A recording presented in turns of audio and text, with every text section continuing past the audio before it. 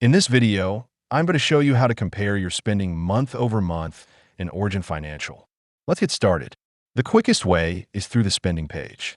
Start by tapping on Breakdown at the top, then go to the Budget tab. From here, use the Month dropdown to switch between the last 6 months. This lets you easily compare how much you spend in each category from one month to another, all in one place. If you want a more detailed view, head to the Reports section within the Spending module. This gives you more control over how your data is displayed. You can filter by specific time frames, accounts, categories, or even individual merchants to get a clearer picture of your spending habits. You can also change how the data looks by switching between different chart styles like stack bars, side-by-side comparisons, or donut charts. These tools make it easy to track changes in your spending and spot patterns over time.